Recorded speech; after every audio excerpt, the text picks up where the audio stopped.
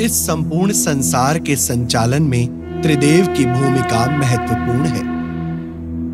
ब्रह्मांड की रचना सृष्टिकर्ता ब्रह्मा जी ने की है,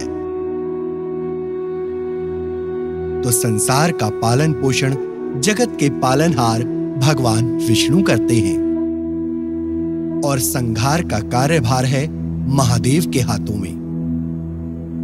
परम पिता ब्रह्मा जी ने सृष्टि को चलाने के लिए अपने कई मानस पुत्र प्रकट किए और उन्हीं में से एक थे प्रजापति दक्ष, जिन्होंने प्रजा के जीवन यापन और कल्याण के लिए अपने पिता ब्रह्मा जी की आज्ञा से कुछ नियम बनाए। उन्हीं नियमों का पालन ऋषि महर्षियों और साधु संतों ने किया और इस प्रकार देव पूजा, शुभ अशुभ 16 संस्कार और सूतक पातक के विधान समाज पर लागू हुए।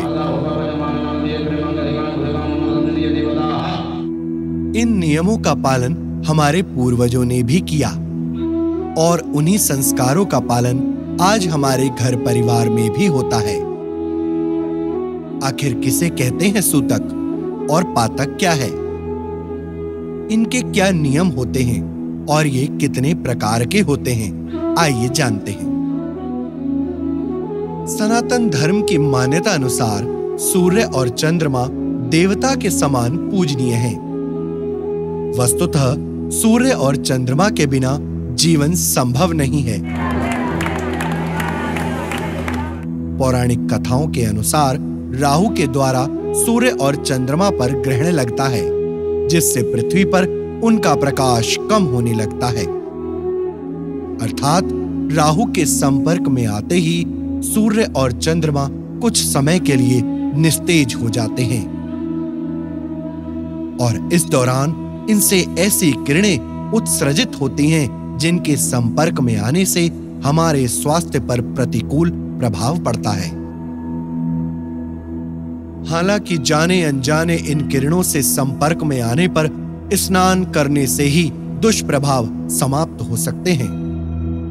इन्हीं किरणों से भोजन भी दूषित हो जाता है और ऐसे भोजन का प्रभाव हानिकारक माना गया है। सूतक के समय देवी देवता की पूजा या किसी प्रकार का मांगलिक कार्य निषेध माना गया है। इसलिए सूतक काल आरंभ होने से पहले ही मंदिर बंद कर दिए जाते हैं। चूंकि चंद्रमा और सूर्य देवतुल्य हैं और ग्रहण के समय वो एक संकटपूर्ण स्थिति में होते हैं, अतः इस दौरान उन्हें मानसिक पूजा और मंत्र जाप के रूप में सहायता स्वरूप पूजा का महत्व बताया गया है। सूर्य ग्रहण के लिए सूतक 12 घंटे पहले और चंद्र ग्रहण से संबंधित सूतक ग्रहण काल से 9 घंटे पहले लग जाते हैं। आइए जानते हैं कि ग्रहण के समय किन बातों का ध्यान रखना चाहिए।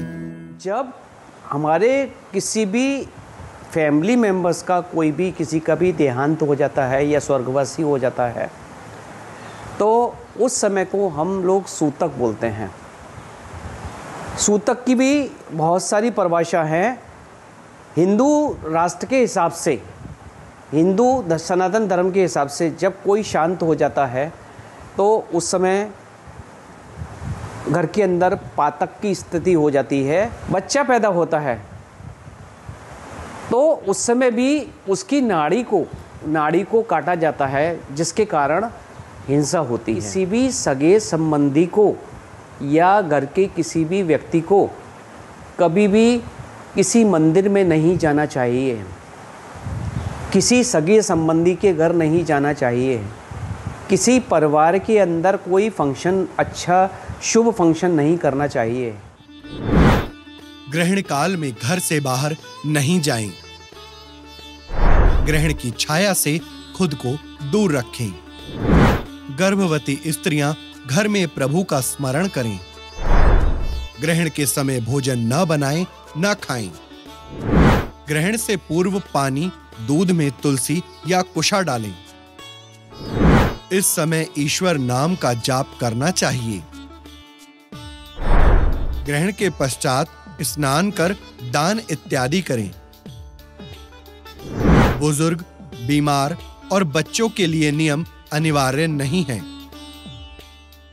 हिंदू धर्म शास्त्र के अनुसार नवजात शिशु के जन्म के साथ ही कुछ दिनों के लिए सूतक का पालन किया जाता है।